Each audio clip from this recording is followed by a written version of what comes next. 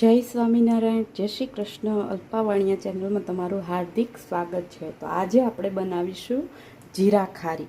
તો જીરા ખારી આપણે બનાવીશું ઓવન વગર બનાવવાની છે, એટલે આપણે જીરા ખારી બનાવવાની શરૂઆત કરીએ છીએ. અને બહાર જેવી અને એકદમ સોફ્ટ અને પોચી જ બનશે. તો ચાલો આપણે જીરા ખારી બનાવવાની શરૂઆત કરીએ. જો આપણે અહીંયા એક કાથરોટ લઈ લીધો છે, એક ચાયણો લઈ લીધો છે, અને મેંદો લઈ લીધો છે, અને આમાં લઈ લીધું છે જીરું, અને નમક છે, અને તેલ છે. તો ચાલો આપણે સૌ પ્રથમ આપણે 500 ગ્રામ મેંદો લીધો છે, તો આપણે એને ચાળી લેશું. મેંદો છે તે હંમેશને માટે ચાળી અને ઉપયોગ કરવો. કોઈ પણ એમાં રજકણ હોય તો નીકળી જાય, અને લમ્સ હોય તે પણ નીકળી જાય. એ માટેથી આપણે બધો મેંદો ચાળી લેશું. તો આપણે બધો મેંદો છે તે સરસ મજાનો ચાળી લીધો છે. તો હવે આપણે આને અડધો એટલે મતલબ 2 ચમચા જેટલો આપણે મેંદો વાટકામાં કાઢી લેશું.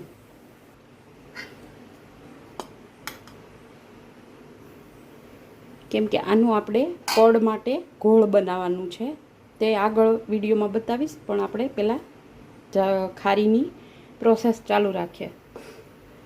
તો સરસ મજાનો આપણે મેંદો કાઢી લીધો છે. તો હવે આપણે આમાં સૌ પ્રથમ આપણે જીરા ખારી બનાવવાની છે, એ માટેથી આપણે જીરું એડ કરી દઈશું. થોડું વાટી લેવાનું, એટલે મિક્સ થઈ જાય. ત્યારબાદ નાખવાનું છે આમાં નમક સ્વાદ મુજબ, અને હવે ત્યાર પછી નાખવાનું છે તેલ. તેલનું મોણ આપવાનું છે. એક પાવડાથી થોડુંક વધારે આપણે મોણ આપીશું. મુઠ્ઠી પડતું મોણ આપવાનું છે આપણે. હવે આ બધી વસ્તુને આપણે સારી રીતના મિક્સ કરી દઈશું. તો તમે જોઈ શકો છો કે આપણે બધી વસ્તુ છે તે સારી રીતના મિક્સ કરી દીધી છે. આ રીતના આપણે મુઠ્ઠી પડતું મોણ આપી દીધું છે. તો હવે આ લોટને આપણે રોટલીથી કઠણ અને ભાખરીથી ઢીલો એવો આ લોટ આપણે બાંધવાનો છે. તો થોડું થોડું પાણી એડ કરતા જશું અને લોટનો લુઓ તૈયાર કરી લેશું.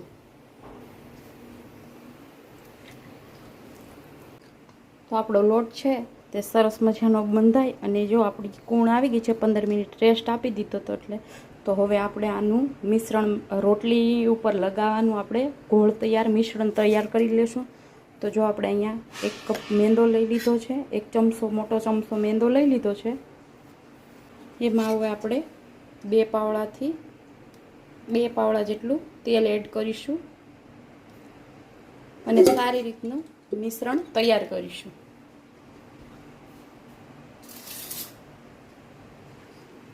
આ રીતના ફેટી લેશું.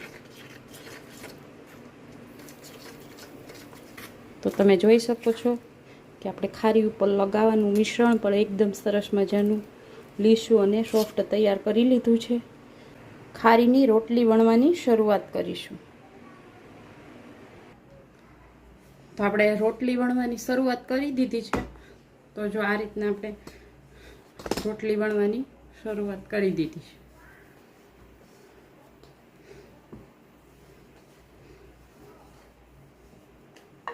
આ રીતના આપણે જેમ આપણે ઘઉંની રોટલી વણીએ ને એ જ રીતના આપણે આસી રોટલી વણી અને તૈયાર કરવાની છે.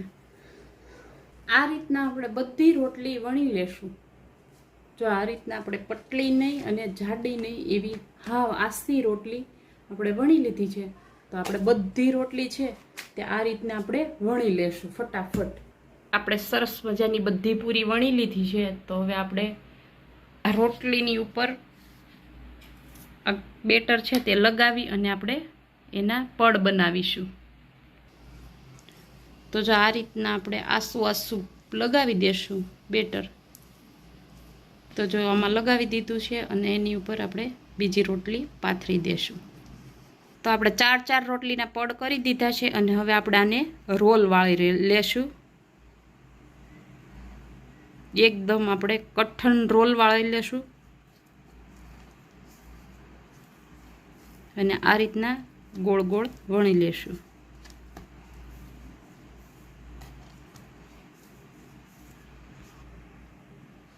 જો આ રીતના આપણે નાના નાના પીસ પાડી લેશું.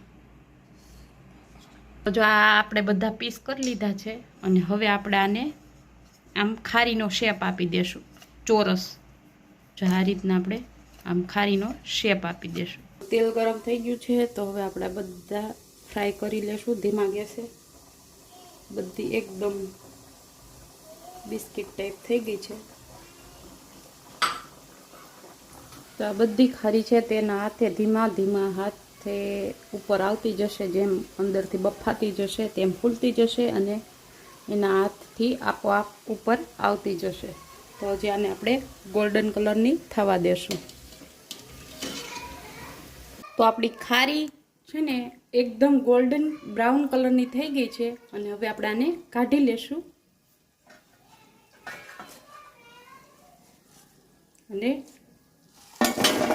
જો તમને અવાજ સંભળાણો હશે, આ ટાઈપની આપણે ખારી શેકવાની છે. તો આપણી બધી જીરા ખારી તળાઈ અને કમ્પ્લીટ થઈ ગઈ છે અને હું તમને ચેક કરી બતાવું કે આ રીતની આપણી આ ખારી બને છે પડવાળી.